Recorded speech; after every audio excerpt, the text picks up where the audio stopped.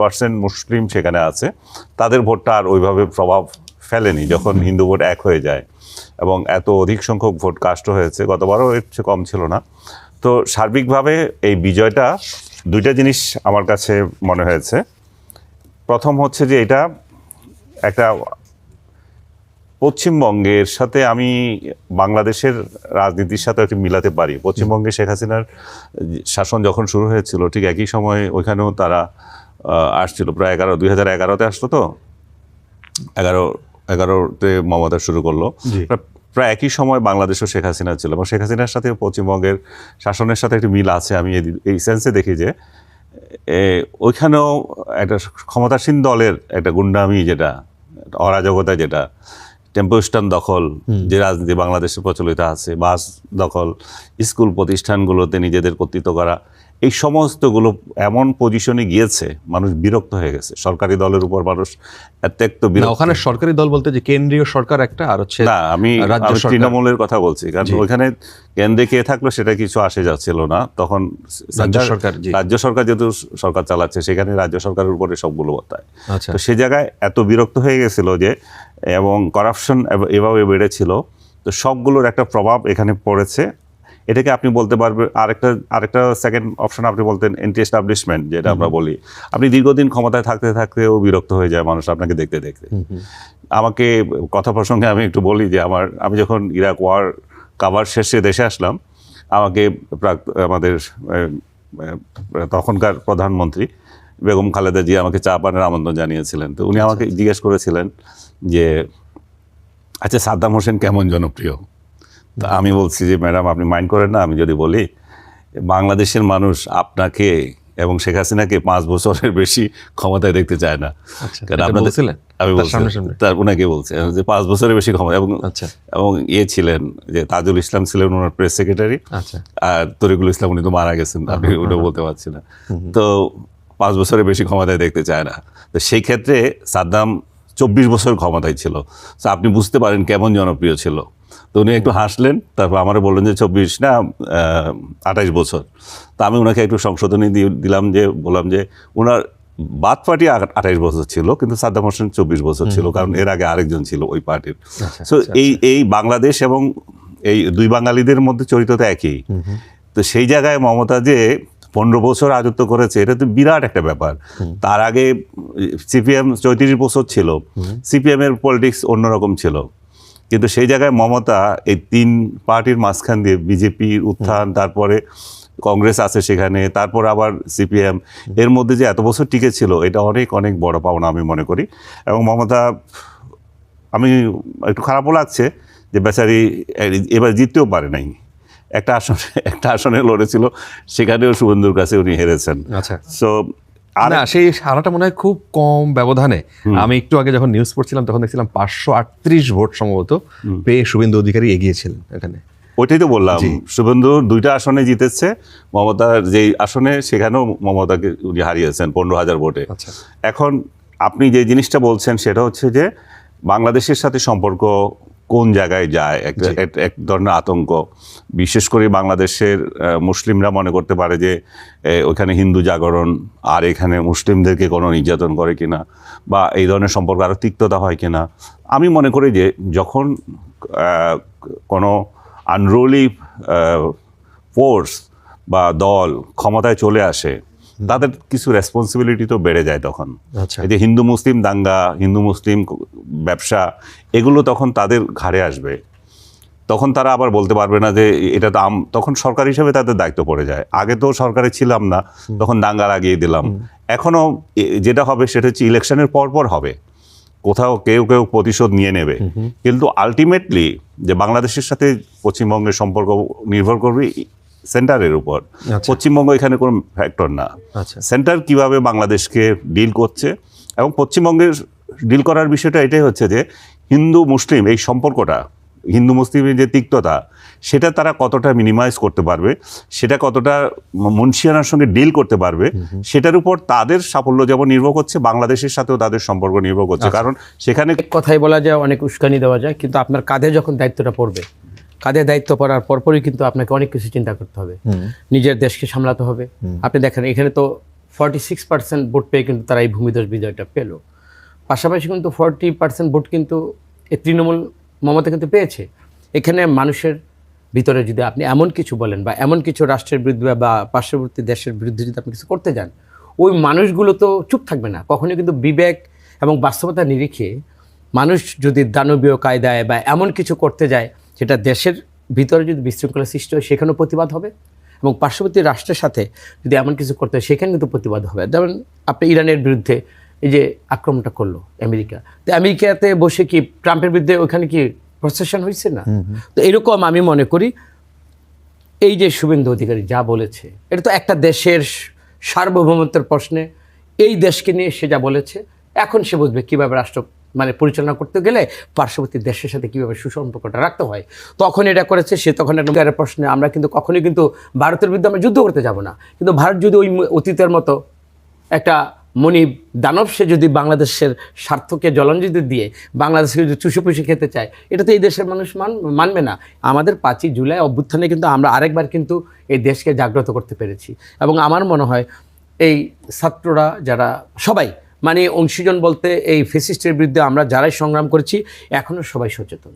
এবং দেশ রক্ষার প্রশ্নে, গণতন্ত্রের প্রশ্নে এবং আমার মানচিত্রের প্রশ্নে আমরা কখনোই কিন্তু কাউকে ছাড় দিয়ে আমরা যুদ্ধ করতে যাব না, প্রথমে বলেছি। কিন্তু ওইখানে আমাদের নতজানু যে পররাষ্ট্রনীতি, সেটা তো আমার পা বাড়াবো না।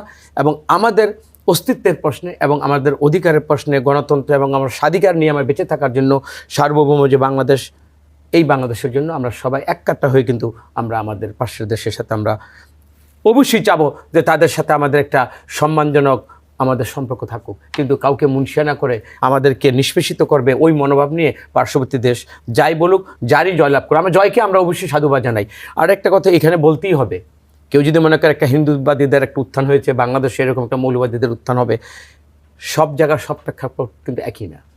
ওইটা কেন হয়েছে? আর মুসলমানদের অনুভূতিটা এরকম ফ্যানাটিক হয়ে যাবে, বা ওই যে হিন্দুত্ববাদের সাথে মুসলমানের যে আকিদা, ইমান এবং আকিদার যে প্রশ্নটা, ওইখানে আমার সমালোচকদেরকেও ধন্যবাদ। দেখেন, বিজেপি আর বাংলাদেশের আওয়ামী লীগ, এদের মধ্যে সম্পর্কটা তো অনেক গভীর। গত 15 বছরে তো একদম নিঃশর্ত সমর্থন দিয়ে আওয়ামী লীগকে টিকিয়ে রেখেছিল। এবং রাজনৈতিক চরিত্রের মধ্যেও বিজেপি আর আওয়ামী লীগের মধ্যে মিল আছে মারাত্মক ধরনের। যেমন আপনি শুভেন্দুর কথা যেটা বলছেন যে শাহজালাল ইউনিভার্সিটি, শাহজালাল এয়ারপোর্টে পাঠিয়ে দিবে, তারপর সেখান থেকে কীভাবে সেলুট দিয়ে আমাদেরকে গ্রহণ করে নিতে হবে, সেগুলো সে কীভাবে আমরা রেসপেক্ট করবো, সেগুলো সে বলে দিচ্ছে। তাদের স্বার্থটা তারা দেখেন বাংলাদেশি খুঁজে খুঁজে ইন্ডিয়া থেকে বাংলাদেশে পুশ করতে চায়। আসাম থেকেও করছে, পশ্চিমবঙ্গেও তারা বলছে বাংলাদেশি অনুপ্রবেশকারীরা গিয়ে সেখানে ভরে গেছে, তাদেরকে তারা বাংলাদেশে পুশব্যাক করতে চায়। কিন্তু আওয়ামী লীগকে আবার খুব সচেতনে ওখানে মেহমানদারি করতে চায়। বা বিজেপির রাজনীতিতে পশ্চিমবঙ্গে আপনি দেখেন যে ফ্যানাটিক রাজনীতি, যে ধর্মীয় বিভাজনের রাজনীতি, যে মুসলমানদের বিরুদ্ধে জোর করে জয় শ্রীরাম বলানো, অপমান অপদস্থ করা, মসজিদের নিচে রামের মন্দির খুঁজে পাওয়া, ধর্মীয় বিভাজন ভিত্তিক রাজনীতি করা, এবং যাকে তাকে পাকিস্তান পাঠিয়ে দিব, বাংলাদেশে পাঠিয়ে দিব, এই যে মানে জোর করে দেশ থেকে তাড়িয়ে দিব, এই ধরনের রাজনীতি বাংলাদেশে ধরুন আওয়ামী লীগের রাজনীতিতে এগুলো ছিল। কাউকে পাকিস্তান চলে যা, বাংলাদেশে তোমার ঠিকানা নাই, তুমি পাকিস্তানে চলে যাবা, এই ধরনের রাজনীতিতে র্যাটোরিক ইউজ করা, যে আরেক দেশে পাঠিয়ে দিব এবং বিভাজন তৈরি করে রাখা নানানভাবে। এই রাজনীতির চরিত্রের দিক থেকে বিজেপির সাথে বাংলাদেশে আওয়ামী লীগের মিল আছে। এবং দুইজনের মধ্যে বন্ধুত্বটা এত গভীর যে তারা শেখ হাসিনাকে জয়ী হয়ে শেখ হাসিনাকে বাংলাদেশে পাঠাতে চায়, এটা তার, এবং বাংলাদেশিদেরকে সে বোঝাতে চায় যে শেখ হাসিনা বাংলাদেশের বৈধ প্রধানমন্ত্রী, তাকে এয়ারপোর্ট দিয়ে পাঠাবো, তোমরা সম্মানের সহিত তাকে গ্রহণ করতে বাধ্য হবে। তো এইটা তার পলিটিক্যাল রেটরিক, তার বন্ধুত্বের প্রমাণ সে দিচ্ছে। এটা আমি মনে করি না বাংলাদেশে এটা নিয়ে প্রভাব পড়বে। যেটা নিয়ে আমি কনসার্ন সেটা হচ্ছে যে তারা বাংলাদেশ বিরোধী একটা রেটরিক ইউজ করে, মুসলমান বিরোধী রেটরিক ইউজ করে ক্ষমতায় আসছে।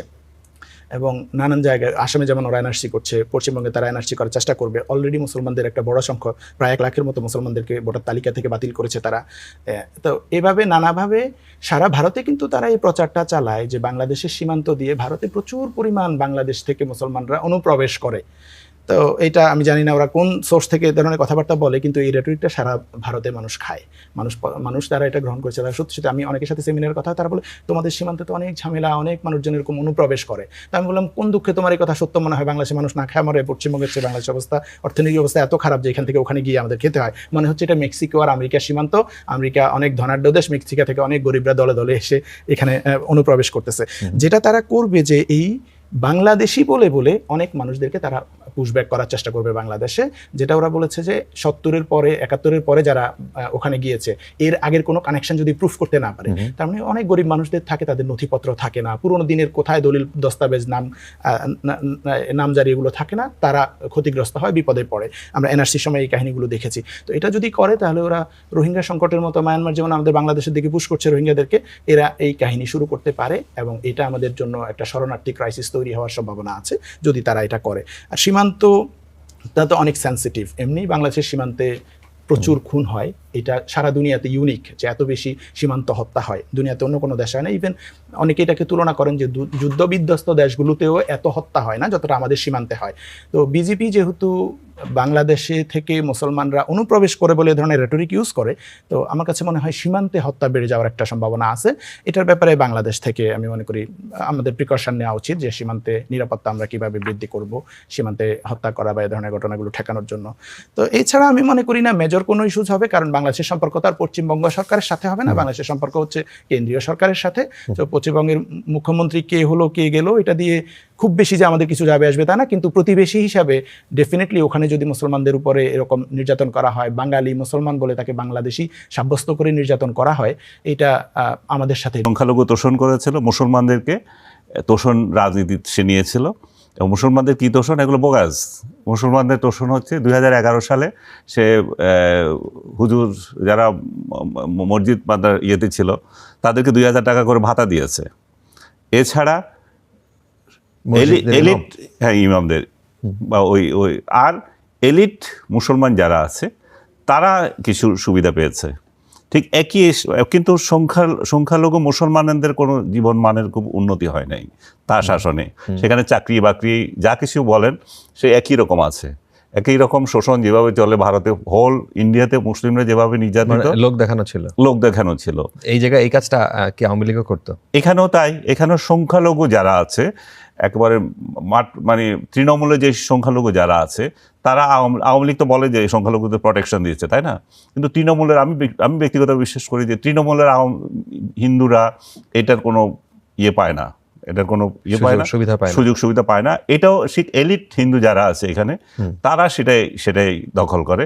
বাট দুজনেই কিন্তু একই ঘটনা ঘটেছে। শেখ হাসিনা যেমন হিন্দু তোষণ রাজনীতি করে বা সংখ্যালঘু তোষণ রাজনীতি করেছে এখানে, মমতাও ঠিক সেখানে মুসলিম তোষণ রাজনীতি করেছে।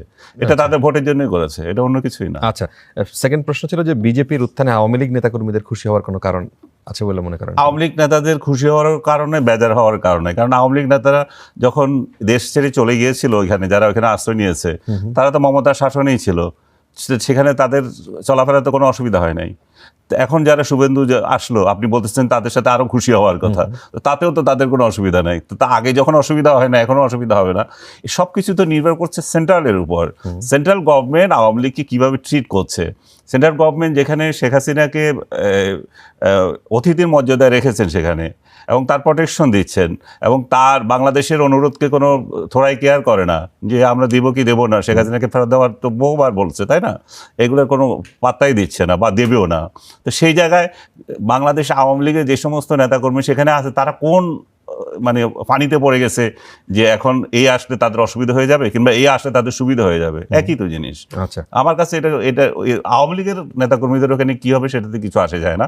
আপনি ধরে নিতে পারেন যে বাংলাদেশের সাধারণ মানুষের সঙ্গে ইন্ডিয়ার বা কলকাতার যে বা পশ্চিমবঙ্গের সাধারণ মানুষের সঙ্গে সম্পর্ক বাড়বে কি কমবে। আমরা বিগত সময় দেখেছি সোশ্যাল মিডিয়ায় একটা দেশের নাগরিকরা আরেকটা দেশের নাগরিকদের তীব্র আক্রমণ করছে। ওইখানকার পশ্চিমবঙ্গের লোকজন বাংলাদেশিদের আক্রমণ করে, বাংলাদেশিরা ওই দেশকে আক্রমণ করে, এটাই চলেছিল দীর্ঘদিন ধরে। এবং ওরা মনে করতো যে বাংলাদেশ হচ্ছে, এই বাংলাদেশি লোকেরা হচ্ছে মমতার। বাংলাদেশিরা যখন ওইখানে যাওয়া বন্ধ করেছে, পশ্চিমবঙ্গের ব্যবসা বাণিজ্যের কী হাল হয়েছে, পশ্চিমবঙ্গের হসপিটালের কী অবস্থা হয়েছে, বাইরের যে হসপিটাল, মাদ্রাজ কেন্দ্রিক যে হসপিটালগুলো আছে তাদের কি অবস্থা হয়েছে। সো ভারত সরকার এটা খুব ভালো করে ওয়াকিবহাল। ভারত সরকার এটা ওয়াকিবহাল বলেই আবার ভিসা প্রসেসটা নর্মাল করে ফেলছে এবং নর্মাল করতে যাচ্ছে। আপনি তো জানেন এর মধ্যে পূর্ণমাত্রায় দুই দেশ তাদের নাগরিকদের ভিসা দেবে। তো এগুলা যখন এক্সপিডাইট হবে, চলবে, এগুলো কোনো বিষয় না, কারণ এটা ব্যবসা। ওই যেই লোক ওইখানে মন্তব্য করেছে সে তো ব্যবসায়ী না, সে তো তার মতো করে বলে গেছে, কিন্তু যে হসপিটাল চালায়, যে বিনিয়োগ করেছে, যে ডাক্তার ওখানে আছে, যে ডাক্তার বাংলাদেশি রোগীদের জন্য বসে আছে, তার তো ব্যবসা চলছে না। গত 2 বছরে তো তারা সেই শিক্ষা পেয়ে গেছে। এই নিয়েও আমরা এবং লেখালেখি শুধু দেখেছি তাই সেটা। না, শুধু এই ডাক্তারি ক্ষেত্র না, ট্যুরিজম ক্ষেত্র একই অবস্থা, সেখানেও ধস নেমেছে। বাংলাদেশি টুরিস্ট হচ্ছে ইন্ডিয়াতে নাম্বার 1, এরপর বোধহয় আমেরিকা। তো তাহলে বাংলাদেশি টুরিস্ট যখন বাংলাদেশি টুরিস্ট নাম্বার 1 নাম্বার 1 নেই, জানি না আর কি, জানা নাম্বার 1 বা 2 দুটার একটা হয়, হয় যুক্তরাষ্ট্র, তার হয় বাংলাদেশ। বাংলাদেশ হওয়ার সম্ভাবনা বেশি আমার অতীতের রেকর্ড অনুযায়ী। আচ্ছা তো সেই জায়গায় এটা যদি ধস নামে তাহলে তাদের ক্ষতি না? আচ্ছা, কামরুজ্জামান রতন, পশ্চিমবঙ্গ বা ভারতে যদি হিন্দুত্ববাদী কার্ডের কথা যেটা বলছিলেন, হিন্দুত্ববাদী কার্ড বা মুসলিম কার্ড যদি এইরকম শক্তিশালী হয় বা নির্বাচনে প্রভাব ফেলে, বাংলাদেশেও কি এই ধর্মভিত্তিক রাজনীতির ধরেন এক ধরনের প্রভাব কি আরও প্রকট হওয়ার সম্ভাবনা আপনি দেখেন কিনা? আমি মনে করি পৃথিবীতে যতদিন মানবিক এবং মানবিক মর্যাদা নিয়ে মানুষ, যা হিন্দু বা মুসলিম সেটা বড় কথা নয়, মানুষ বেঁচে থাকবে এবং এই বেঁচে থাকার জন্য তাদের আপ্রাণ চেষ্টা, সেটা যে কোনো দেশই হতে পারে, নিজের দেশে হতে পারে, পার্শ্ববর্তী দেশে হতে পারে। আমার মনে হয় গ্রাম দেশে একটা কথা আছে, কান্দে জোয়ালে যখন নিজের দায়িত্বটা পারবে তখন বেড়ে আপনি সোজা হয়ে যাবি। এই যে শুভেন্দুরা যেভাবে আমরা দেখেছি তো কীভাবে মানুষকে হিপনোটাইজ করার জন্য মানুষকে এমন আবেগী কিছু কোথাও কোথাও আবেগ দিয়েছে, কোথাও উস্কানি দিয়েছে, এমনভাবে ওদের স্ক্রিপ্টগুলো তৈরি করেছিল, মনে হয় যে বাংলাদেশে এখনই বোধহয় একটা আকাশ থেকে একটা বজ্রপাতে দেশটাবদ্ধ ধ্বংস, ডক্টর ইউনূসের অন্তর্বর্তীকালীন সরকার ধ্বংস, আমরা যারা অংশীজন ফেসিস্টের বিরুদ্ধে যারা সংগ্রাম করেছি এখনই আমাদেরও দেশ থেকে পালাতে হবে, একটা সেফ একটা উস্কানিমূলক একটা অবস্থানে যাওয়ার জন্য তারা বিভিন্ন র্যাটরিক বলেন আর বিভিন্ন সোজা কথা, এটা কোনো ভদ্র এবং সুস্থ মস্তিষ্কের প্রতিবেশী রাষ্ট্রকে যারা অনার করে, মিনিমাম যাদের আমাদের প্রতি যদি তাদের একটা মিনিমাম শ্রদ্ধাবোধ থাকতো, আমরা পার্শ্ববর্তী একটা দেশ, আমাদেরকে কীভাবে ট্রিট করা উচিত, ওই মানসিকতা থেকেও তারা এই কাজটা করেনি। সুতরাং আমি মনে করি তারা দায়িত্ব পেয়েছে বা আজকে জয়লাভে হওয়ার পরে এখন তারা কি করবে এটা আমাদের দেখভালের অবশ্যই আমরা দেখব। এই যে ভাই বলছিলেন যে এখন কলকাতায় আমরা যেতে পারিনি চিকিৎসার জন্য, মুসলমানদের উপর যেটা বলেছে, বাংলাদেশের কোনো মানুষ কি তার গ্লোবালি কি শুধু ওই দেশটা ছাড়া আমাদের কোনো দেশ নেই? এখন চিকিৎসার জন্য দেখেন ব্যাংককে যাচ্ছে, চায়না যাচ্ছে, মালয়েশিয়া যাচ্ছে, সিঙ্গাপুর যারা বেশি মানে অ্যাভেল করতে পারে তারা তো যাচ্ছে। কোথাও কি চিকিৎসাটা থেমে আছে? বাংলাদেশের মানুষ এমনকি যে ইন্ডিয়া যেতে পারি নেই, আমার বোধহয় বিনা চিকিৎসা মারা গেলাম, সে তো মারা না, কোথাও কোথাও যাবে। উন্নত পৃথিবীর কোথাও কারোর জন্য কখনো থেমে থাকবে না। আমরা মনে করি এই বাংলাদেশটার জন্য পাশের দেশে যেই ধরনের শ্রদ্ধা থাকা উচিত সেটা গত ফেসিস্টের সময় ছিল না। কেন ছিল না? কারণ যেনতেনভাবে ভোট ছাড়া আমাকে ক্ষমতায় থাকতে হবে। সুতরাং পাশের দেশের সমস্ত প্রশাসনিক কাঠামো, আমার সমস্ত স্বার্থগুলো জলাঞ্জলি দিয়ে আমি শুধু তাবেদারি করেছি, পাপেটগিরি করেছি। সুতরাং এই সরকার, জাতীয়তাবাদী দল এবং তারেক রহমানের যে মাননীয় প্রধানমন্ত্রীর যে এখন যে পার্শ্ববর্তী দেশের সাথে তার যে একেবারে সমমর্যাদার ভিত্তিতে আত্মমর্যাদা রেখে যেভাবে দেশ এবং প্রতিবেশী দেশের সাথে যেভাবে সম্পর্ক রাখা উচিত, নিশ্চয়ই তারেক রহমান সেটা রাখবে। আমরা তাদেরকে অবজার্ভ করব এবং আমরা মনে করি এই পশ্চিমবঙ্গের যে সরকার পরিবর্তনের যে একটা আমরা অবস্থান আজকে দেখলাম, এর থেকে তারা পরস্পর, তবে এইখানে একটা আশাব্যঞ্জক। আপনি দেখেন তিস্তা সহ যখনই কোনো বাংলাদেশের গণদাবিটা আমরা যখন আমরা রেজ করেছি, যখন আমাদের জনগণের মধ্যে এরকম একটা প্রতিবাদের ভাষা ছিল, তখন কেন্দ্র অটোমেটিক দেখিয়েছে যে পশ্চিমবঙ্গ থেকে মমতা থেকে আমরা কোনো সমর্থন পাচ্ছি না। যখন কেন্দ্র এগিয়ে আসছে তখন এখানে সে একটা বাজে মমতা মন্তব্য করে পুরো আমাদের যে আশার যে জায়গাটা ছিল ওই জায়গাটাকে একটা বাদ সাধছে। সুতরাং আমি মনে করি বাস্তবতার নিরিখে কেন্দ্রীয় সরকার ওই হাসিনাকে ফেরত পাঠাবে। এটা বাংলাদেশ, এটা আমাদের ভূখণ্ড, নিজস্ব মানচিত্র। এই বাংলাদেশকে যদি গাজা মনে করা হয়, এটা তো নিশ্চয়ই পৃথিবী কিন্তু এটা মানবে না, বাংলাদেশের জনগণ কিন্তু মানবে না। আমরা চাই আমার সমতার ভিত্তিতে, সমমর্যাদার ভিত্তিতে আমাদের এই জয়কে আমরা অভিনন্দন জানাই, কিন্তু এইখানে ধর্মীয় উস্কানিতে আমরা এখানে পা দেব বা ওই হিন্দুবাদের কোনো রাজনীতি বাংলাদেশে ধর্মীয় আমাদের ইসলামের মূল্যবোধকে এখানে উস্কানি দিবে, এটা বাংলাদেশ হবে না। এটা শান্তিপ্রিয় দেশ, আমরা প্র্যাকটিসিং মুসলমান, আমরা আল্লাহকে বিশ্বাস করি এবং আমাদের আকিদের উপর আমরা কিন্তু আখিরাতমুখী আমরা চিন্তা করি। সুতরাং ওই তাদের প্রভাকাণ্ডা বা তাদের যতগুলো উদ্দেশ্যমূলক এই রাষ্ট্রের এই রাষ্ট্রকে তারা ব্যর্থ করার জন্য যতগুলো কাজে তারা হাত দেয়, আমি মনে করি অতীত মানুষেরা জেনে গেছে, বিশ্বাস করেনি এবং তারা সাকসেস হয়নি। ভবিষ্যতে তারা এই বাংলাদেশকে ধ্বংস করার জন্য যাই তারা প্ল্যান করবে, কোনোটাই বাস্তবতায় রূপ পাবে না। আচ্ছা, ডক্টর শিব্বির আহমেদ, দল হিসেবে বিরোধী দলে যারা থাকে, যেই দল থাকে, বা যে দলগুলো থাকে তারাও চেষ্টা করে সবসময় যে পার্শ্ববর্তী দেশ বা প্রতিবেশী দেশের সাথে তাদের একটা ভালো সম্পর্ক। এই ক্ষেত্রে জামায়াতের পলিসি কি হবে? আমি এই পয়েন্টে আসার আগে একটু যে বিজেপির পলিসিগুলো নিয়ে বা পশ্চিমবঙ্গের কথাটা নিয়ে একটু কথা বলতে চাই, যেটা যে আনিস আলমগীর ভাই বলছিলেন যে আওয়ামী লীগকে উনি দেখেছেন সংখ্যালঘু তোষণ করে বাংলাদেশে থাকতে। তো এখানে আমি বিজেপি এবং আওয়ামী লীগের মধ্যে বিভাজনের রাজনীতিতে বা এই ধরনের ফ্যানাটিক রাজনীতিতে কিভাবে আমি মিল দেখি, যে বাংলাদেশে সংখ্যালঘু তোষণের যে আওয়ামী লীগের রাজনীতি, এটা বেসিকলি তাদেরকে নানাভাবে ক্যারট অ্যান্ড স্টিক দেখিয়ে নিজের দলের সাথে থাকতে বাধ্য করা। যেমন যেটা হয়, তারা কিছু কিছু গ্রুপকে ক্যারট দিয়ে সুবিধা দিয়ে আবার কিছু গ্রুপকে হচ্ছে ভয় দেখিয়ে তাদের সাথে রাখার চেষ্টা করতো। যেমন আপনি আওয়ামী লীগের আমলে যতগুলো ঘটনা হয়েছে, ধরেন রামুতে, নাসিরনগরে, যশোরে, সবগুলো ঘটনায় কিন্তু দেখা গেছে সরকার দল অর্থাৎ আওয়ামী লীগ, তৎকালীন সরকার দল আওয়ামী লীগের লোকজনই কিন্তু জড়িত ছিল। তারা এই হামলাগুলো কেন করতো? যে তারা যেন ভয়ে থাকে, আতঙ্কে থাকে, এবং তারা যদি ইভেন আওয়ামী লীগের বিদ্রোহী প্রার্থীকেও ভোট দিত তাদের উপর হামলা করতো। এবং আপনি দেখেন এই আওয়ামী লীগ চলে যাওয়ার পর এতদিনে হিন্দুদের উপর কিন্তু হামলার ঘটনা ঘটছে না, বা এই ধরনের ঘটনা যেগুলো আওয়ামী লীগ আমরা প্রতিনিয়ত দেখতাম, এখন কিন্তু ঘটছে না। তাহলে কেন এই